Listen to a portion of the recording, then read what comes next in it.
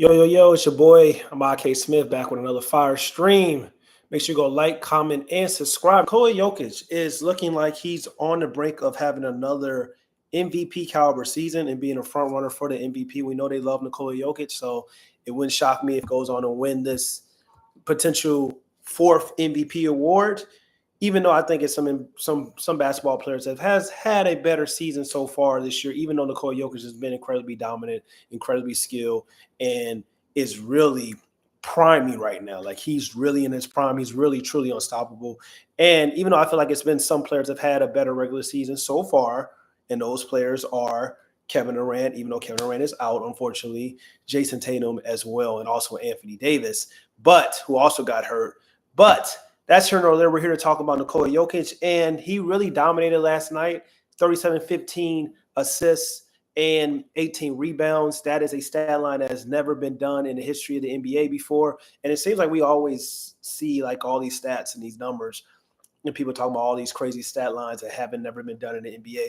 But it's still not. It's still nevertheless is very impressive. And Nikola Jokic has been very impressive this year. Nikola Jokic is averaging 29 points.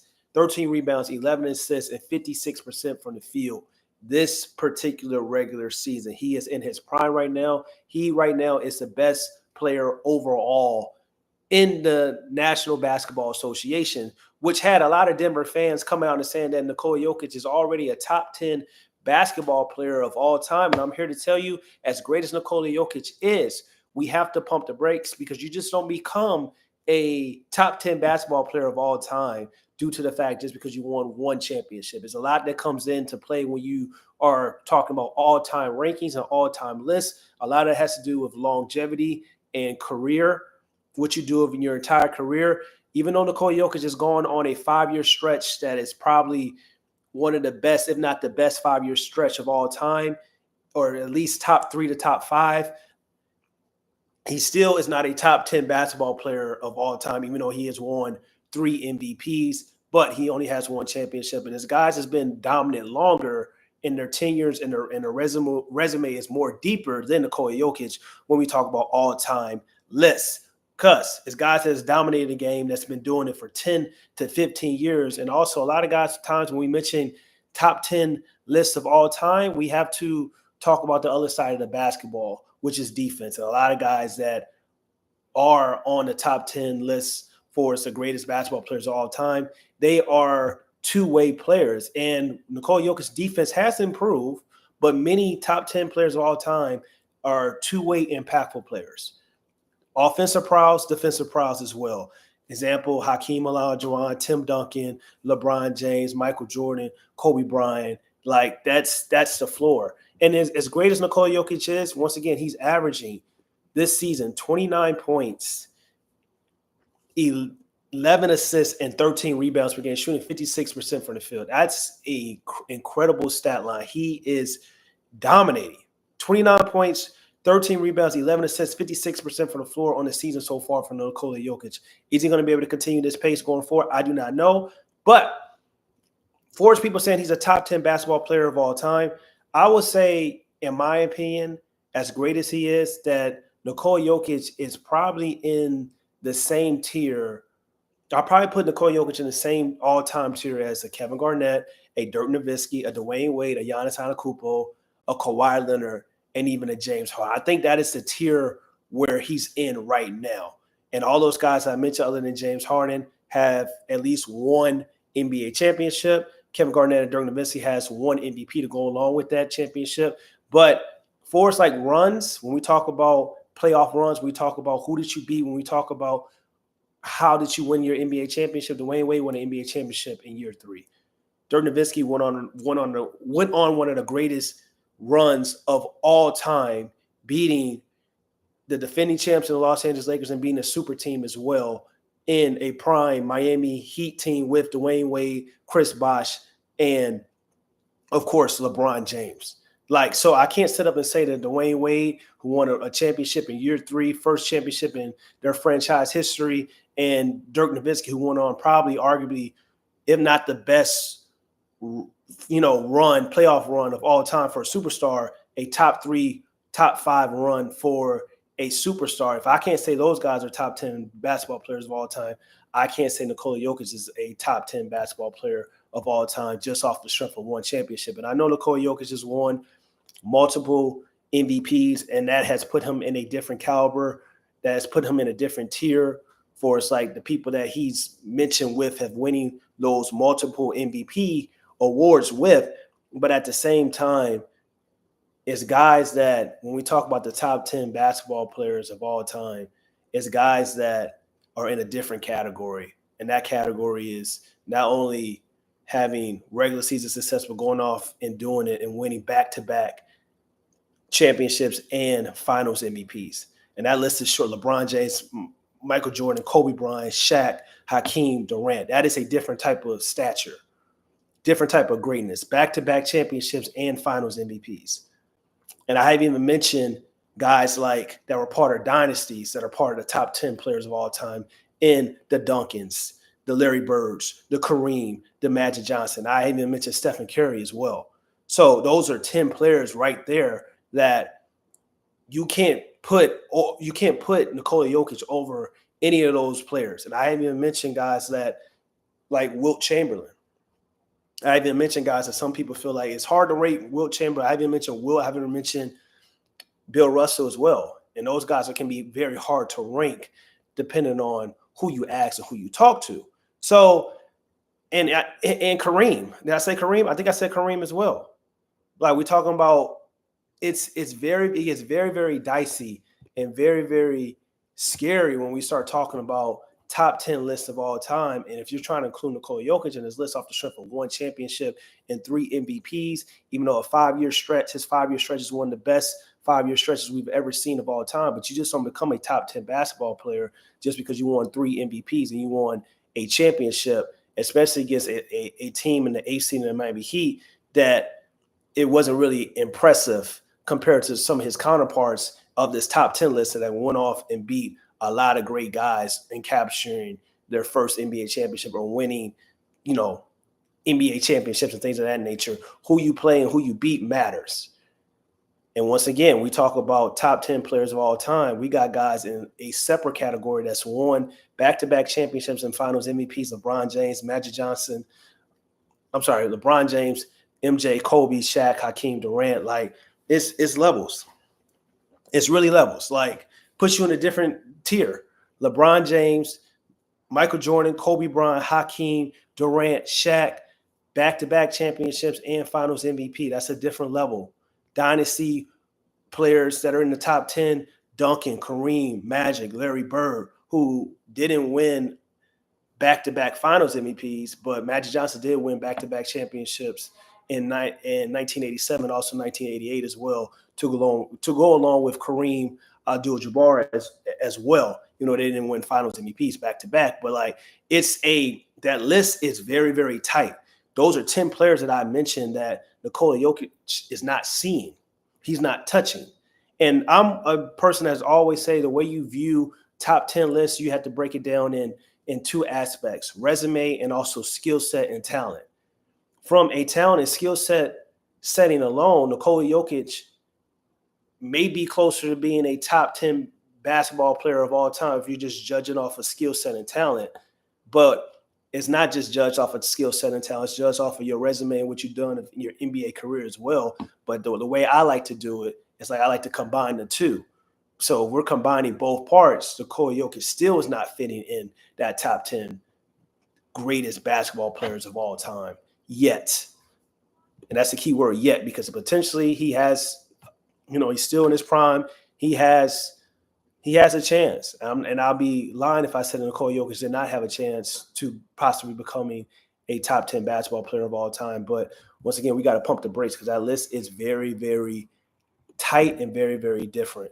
And he may go off to win the MVP, but also just like the way people view Nikola Jokic, sometimes he gets a favorable media darling type of view for us, like the way people hold him into a high regard due to certain players that they don't really hold into that regard. For example, if he goes off and wins a MVP this year off the strength of averaging a triple-double and things of that nature. It was a time when people were talking about Russell Westbrook, who did it 3 straight years that he was stat padding. It was a time where people were talking about when James Harden, who was putting up a phenomenal season, dominating one of the greatest runs in his Houston Rockets tenure for his primes we've ever seen in the game of basketball. He only won one MVP off of that. Nikola Jokic won an MVP off as a 6 seed. So it's the way certain things and certain people get different type of favoritism for it's like the MVP. That's why the MVP is great as it is, and it's very important. But also, to be honest, I feel like there's no consistent definition of the MVP. Some voters and their definitions or when they vote is very inconsistent, and people kind of start to overthink things, I would say, and sometimes they think they're smarter. They think they're smarter in the game of basketball, but the discussion around the MVP, it gets very, very dicey, gets very, very tricky. And it also is, I'm not going to say bias, but I'm going to say it is some favoritism the way people view certain players compared to other players for it's like the media voting on this award. So, and that's also part of the reason why we're having this conversation as well, because of Nikola Jokic has won 3 MVPs, and I think he was deserving for all of them. I'm not going to say that he didn't deserve any of his MVPs, but the conversation around Nikola Jokic is he a top 10 basketball player of all time? To me, is stemming from the bulk of him winning those MVPs. But you just don't become a top 10 basketball player of all time off the strength of the fact that you've won 3 MVPs and you won one championship, especially if you only play one side of the ball, which is as great as Nikola Jokic is. He's a great offensive player. He's not really a great defensive player, even though he's improved on that side of the ball. But we know most of the top 10 guys of all time, they are two-way players. And for us, like the media and the MVP and the inconsistent way of viewing the MVP in certain years and things of that nature, we know that the media panelists, they tend to lean towards the analytics, since that's their strongest defense of like why they voted for somebody is the analytics. But that gets tricky because some of the media members that are looking at these stats and these numbers, they look at those stats and numbers more than they actually watch actual basketball game and understand what's happening on the court, which is the reason why Rudy Gobert has won several Defensive Player of the Year awards when a lot of times he's not the best defensive player in the world, or sometimes even in the season that he's won a Defensive Player of the Year award. Marc Gasol won a Defensive Player of the Year award and finished second team all defense, and he won it over LeBron James because of the analytics and the stats said about him being on the court compared to off the court, and how that number propelled him to win the Defensive Player of the Year. So I feel like it's a disconnect between media panelists. Once again, the media panelists lean towards analytics because a lot of times that's their greatest defense on why they voted for a particular player. But once again, that argument can be very flawed because sometimes they're looking at these numbers, they're looking at these stats, but they're not actually watching what's actually happening on the basketball court, which once again is why Rudy Gobert has so many Defensive Player of the Year awards. And the players tend to value more brilliance and dominance and hold NBA players in higher regard than certain media members. That's why they hold Kobe Bryant or Trace McGrady or Kyrie in higher regards than most media members, because they have been on the court. They've seen with their own eyes. They understand what these players are doing, and it goes beyond just the numbers. That's why the eye test is very important. That's why I believe when we're talking about the MVP, we need to diversify the committee. We need players, we need coaches, we need executives, people who live, breathe, sleep the game on a level that most people cannot necessarily reach, I feel, to go along also with media members as well when we're voting for the MVP. I think that will make the process a little bit more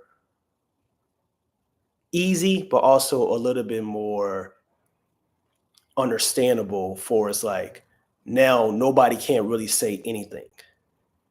Now, nobody can't really comment on, well, they won an MVP because they're off of analytics, or they won an MVP because a lot of people are favor this player in the media compared to this player because he's more likable, he's more personable.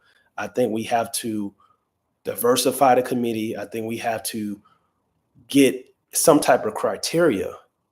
And with this, diversifying the committee and having players, executives, and the media members and things of that nature and coaches, that would allow things to be a little bit better for the voting of the MVP race. So that's here nor there. But for his like Nikola Jokic, he's still great. He's still phenomenal. He is one of the best basketball players that we've ever seen. He is the best. I think he's the best basketball player overall right now. And he's been very special. But for people that's coming out saying top 10 player of all time, and then I said, and it all started from Twitter and things of that nature. And shout out my boy Swiper Cam. Go follow him on Twitter and also lock in with him on YouTube. Great basketball mind. He started a top 10 basketball player ever.